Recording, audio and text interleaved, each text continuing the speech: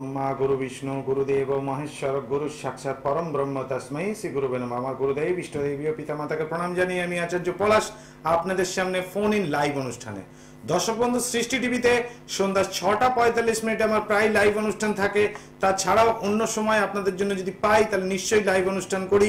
যেমন সোমবার এবং মঙ্গলবার দিন দুপুর 1টা 10-এ প্রোগ্রাম থাকে আমার, বুধবার দিন দুপুর 1টা 35, বৃহস্পতিবার দিন দুপুর 2টা 35, শুক্রবার দিন দুপুর 1টা, শনিবার দিন দুপুর 1টা 45 এবং রবিবার দিন দুপুর 2টোর সময়। তার সঙ্গে সঙ্গে থাকে রাত্রিকালীন হচ্ছে সোমবার এবং বৃহস্পতিবার রাত্রি 9টা 50, মঙ্গলবার এবং শুক্রবার থাকে রাত্রি 11টা, বুধবার এবং শনিবার থাকে রাত্রি 11টা 45, রবিবার থাকে রাত্রি 8টা 50।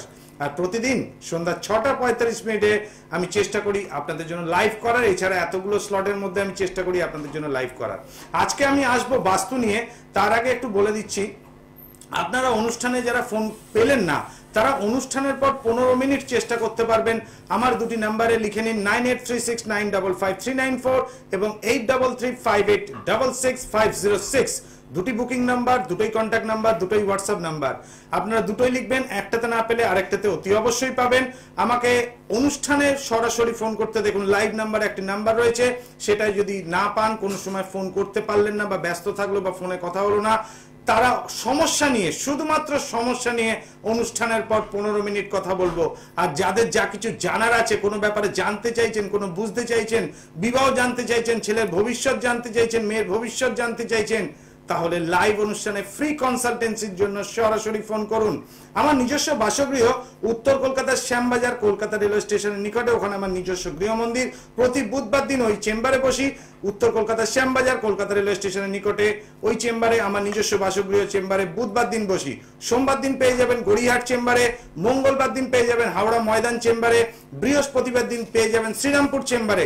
এছাড়াও আপনারা পাবেন 2রা জানুয়ারি শনিবার, নতুন বৎসরে 2রা জানুয়ারি শনিবার দিন পেয়ে যাবেন মেচেদা চেম্বারে, 9 জানুয়ারি শনিবার দিন পেয়ে যাবেন দুর্গাপুর চেম্বারে, কৃষ্ণনগরে পেয়ে যাবেন 15 জানুয়ারি শুক্রবার দিন পেয়ে যাবেন কৃষ্ণনগর চেম্বারে, মেদিনীপুরে পেয়ে যাবেন 16 জানুয়ারি, পশ্চিম মেদিনীপুর মানে মেদিনীপুর পেয়ে যাবেন 16 জানুয়ারি শনিবার দিন, এবং 22 জানুয়ারি শুক্রবার দিন পেয়ে যাবেন বর্ধমান চেম্বারে, 23 জানুয়ারি শনিবার দিন পেয়ে যাবেন আপনারা কাথি চেম্বারে।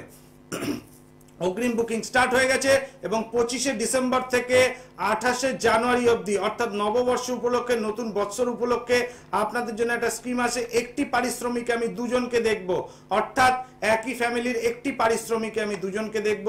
এই অফারটা শুধুমাত্র 25 ডিসেম্বর থেকে 28 জানুয়ারি অবধি প্রযোজ্য। এই নতুন বছর সবার ভালো কাটুক এই কামনা করছি। এবং তাতে যদি আপনাদের কোনো রকম অসুবিধা হয়, যাদের অর্থনৈতিক সমস্যা, সন্তানের পড়াশোনা, এখন পড়াশোনার টেকনোলজিটা একটু আলাদা হয়ে গেছে।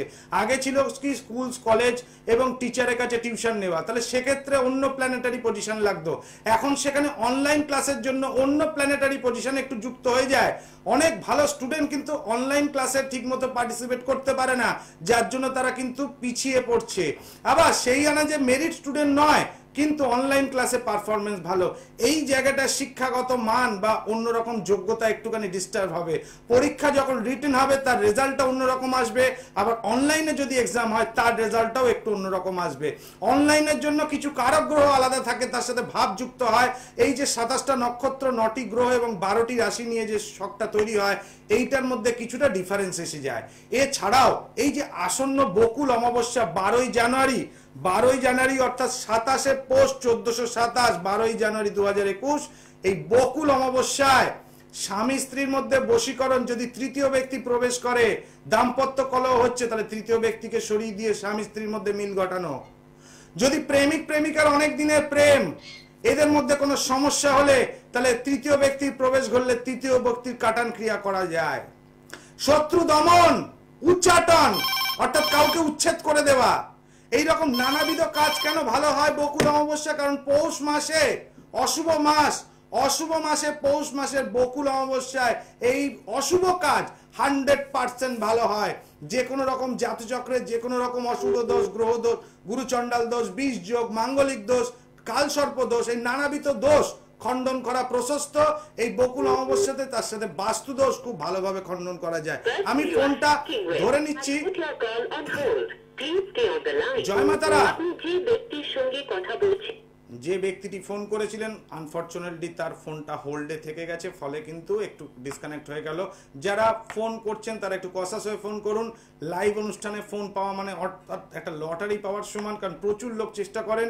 এই জায়গাটা ফোন পাওয়া মানে সত্যিকার একটা লটারি পাওয়ার সমান। যাই হোক, আমি এবার আসছি বাস্তুতে।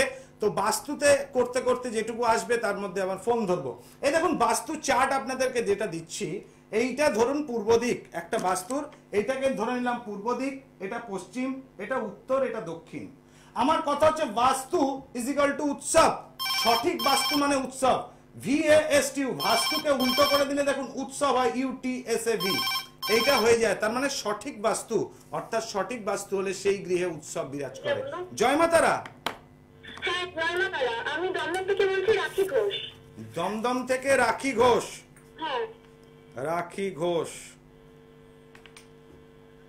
নিজের সম্বন্ধে জানবে মা? হ্যাঁ, আমি নিজের সম্বন্ধে একটু জানবো। আমি মানে চাকরি ব্যাপারে একটু জানতে চাই। বলো জন্ম তারিখটা বলো মা। 14ই আগস্ট 2000। 14ই আগস্ট 2000, তার মানে তোমার 20 বছর বয়স, তাই তো? হ্যাঁ হ্যাঁ টাইমটা বলো মা। হ্যাঁ কি টাইম, সময়, সময়, জন্ম সময়। দুপুর 2:28। দুপুর 2:28। জন্মস্থান কি কলকাতা? না, বর্ধমান।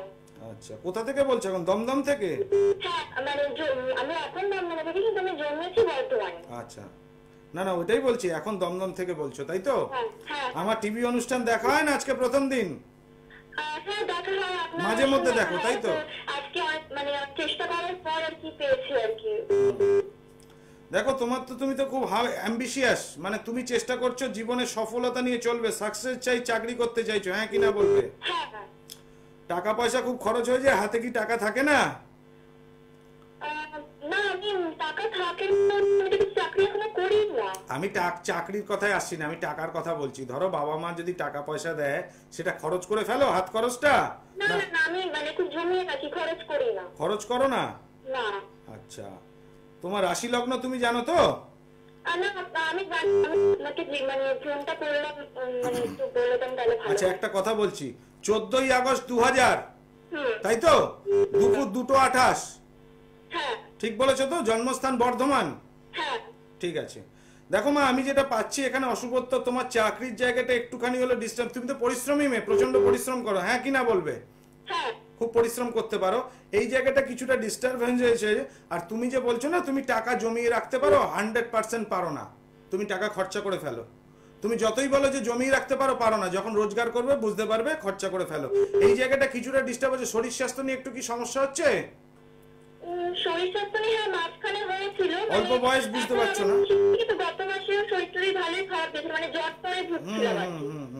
দেখো মা, এখন তোমার রাশি লগ্ন অনুযায়ী এই 2021 সালটা খুব ভালো নয়, খুব ভালো নয় 2021 সালটা। কেমন? 2021 সালের পর একটুখানি ভালো হওয়ার সম্ভাবনা, 2021 সালের পর একটুখানি ভালো হওয়ার সম্ভাবনা।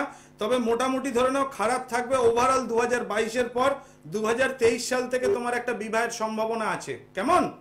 তুমি পারলে একটা পোকরাজ পড়ে নিও। আর সেরকম কোনো সমস্যা হলে নিশ্চয়ই যোগাযোগ করতে পারবে আমার চেম্বারে। জয় মাতা। দর্শক বন্ধু, যাদের যা কিছু জানার আছে আমাকে টিভি অনুষ্ঠান করুন, এবং আপনাদের কি প্রয়োজন, কোন ধরনের রত্ন প্রয়োজন, আমি টিভি অনুষ্ঠানে নিশ্চয়ই বলে থাকি। দেখুন, একটা জাতক জাতিকার যে সংক্ষিপ্ত সময় বিচার হয়, তাতে কোন ধরনের রত্নের প্রয়োজন সেটা খুব সংক্ষিপ্ত সময়ের মধ্যে বলি, কিন্তু যেটুকু বলি একদম স্পেসিফিক বলি। এবং তার প্রতিকার কি রত্ন দ্বারা হবে, না কবচ দ্বারা হবে, না বাস্তু যন্ত্রম দ্বারা হবে, সেটা কিন্তু বিচার করতে আধ ঘন্টা থেকে 45 মিনিট লাগে, যেটা আমার একটা ক্লায়েন্ট দেখতে কিন্তু অতগুলোই সময় লাগে। আমি কিন্তু 2-5 মিনিটে দেখে কাউকে ছেড়ে দিই না, কারণ আপনারা অনেক বিশ্বাস এবং ভক্তি নিয়ে আমার কাছে আসেন, এবং অনেক সমস্যা নিয়ে। সেই সমস্যাগুলো পুরো শুনে সেটাকে পুরোপুরি সলভ করার আমি চেষ্টা করি। জয় মা তারা। জয় মাতা। স্যার ভালো আছেন? হ্যাঁ ভালো আছি, তুমি ভালো আছো তো বাবা? আমি ভালো আছি, আপনার অনুষ্ঠান আমি নিয়মিত দেখি, আমার খুব ভালো লাগে। বাহ, আজকে লাইনে পেলাম। কোথা থেকে বলছো? নিজের সম্পর্কে একটু জানতে চাই। কোথা থেকে বলছো? আমি নদিয়া জেলার তালপাড়া থেকে বলছি। আচ্ছা বলো, তোমার নামটা বলো বাবা। সমীর সরকার। সমীর সরকার। জন্ম তারিখ বলো, নিজের সম্বন্ধে জানবে তো? জন্ম তারিখ আছে? 29 জানুয়ারি 1990। 29 জানুয়ারি 1990। 30 PM, রাত্রে 8:30। রাত্রি 8:30। মুর্শিদাবাদে জন্মগ্রহণ হয়েছে তাই তো? হ্যাঁ, মুর্শিদাবাদের জন্মস্থান। মুর্শিদাবাদ, হ্যাঁ। 1990, তার মানে 30 বছর বয়স, রাত্রি 8:30, 29শে জানুয়ারি। হ্যাঁ নিজের সম্বন্ধে জানতে চাইছো? হ্যাঁ। তুমি কোনো রত্ন ধারণ করে আছো বাবা? রত্ন ধারণ তো নেই স্যার। আচ্ছা, তুমি কি চাকরি করছো এখন বর্তমানে? তোমার তো ব্যবসার দিকে খুব ইন্টারেস্ট মনে হয়। স্যার ব্যবসা করার ইন্টারেস্ট আছে স্যার। আছে তো? হ্যাঁ। কি করে বললাম? কিন্তু ব্যবসা করলে স্যার আমি সফলতা তুমি পাবো। এখন কি করছো আগে সেটা বলো। এখন তো আমি স্যার একটা চাকরি করছি। চাকরি করছো। দেখো বাবা, ব্যবসা করতে গেলে পুঁজি লাগে, ভালো করে বুঝবে। যে টাকার পুঁজি লাগে, তুমি খুব অল্প কথা বলতে ভালোবাসো, খুব ঠান্ডা মেজাজের এবং খুব ঠান্ডা মনের ছেলে, তাই তো? কথা খুব চেপে রাখতে পারো, কারোর বিরুদ্ধে কোনো রাগ হলে কিন্তু সহজে প্রকাশ করো না, একটু চেপে রাখো, হ্যাঁ তো? একদম একদম ঠিক। হ্যাঁ, এইবার হচ্ছে তুমি এই যে সময়টা আছে, এই যে সময়টা চলছে এখন বর্তমান সময়, সেই বর্তমান সময়টা কিন্তু তোমার খুব ভালো খারাপ যাবে না।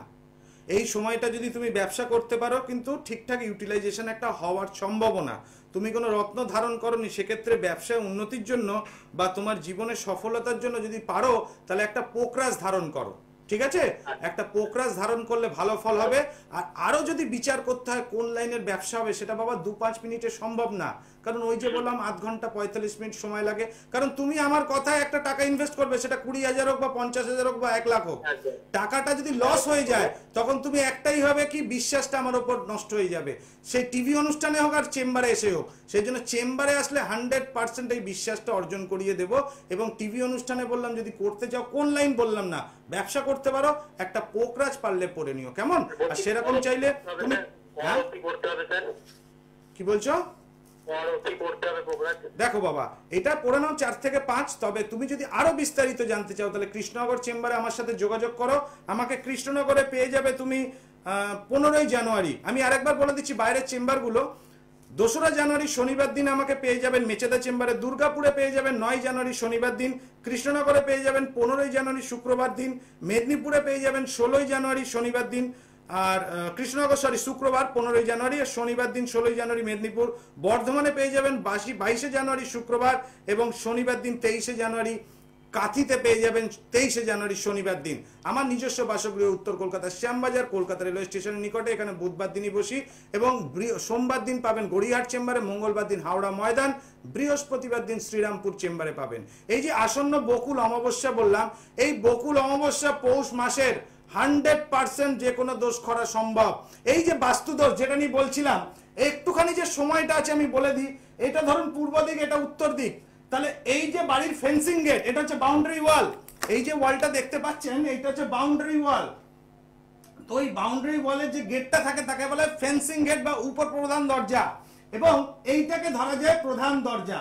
তাহলে প্রধান দরজার একদম সামনাসামনি মাঝ বরাবর উত্তর দিক বরাবর হচ্ছে সিঁড়ি পড়ছে, মানে স্টেয়ারকেস। সিঁড়ি পড়লে এই অবস্থায় অর্থনৈতিক সমস্যা কিন্তু হবে। নতুন বাড়ি করার সঙ্গে সঙ্গে হবে না, ঠিক কথা, কিন্তু অনেক দিন পর কিন্তু এই সমস্যা হবে, অর্থাৎ 10 বছর পর। মনে রাখবেন, এই জায়গাটা ডিস্টারবেন্স যদি হয়, তাহলে সঙ্গে সঙ্গে রেমেডি করতে হবে, নলে কিন্তু অর্থনৈতিক অবস্থা আস্তে আস্তে খারাপের দিকে যাবে। আজকে সময় নির্দেশ করছে এখানে অনুষ্ঠান শেষ করার জন্য। আবার দেখা হবে আপনাদের সাথে আগামী দিনে। ওম সর্বমঙ্গল মঙ্গলে শিবে সর্বার্থ সাধিকে শরণ্যে ত্র্যম্বকে গৌরী নারায়ণী নমস্তুতে। দূর আর দূরে নেই অচেনা আচেনা, তাই অচেনাকে জানতে প্রান্তে বা সীমান্তে চোখ থাকবে শুধুমাত্র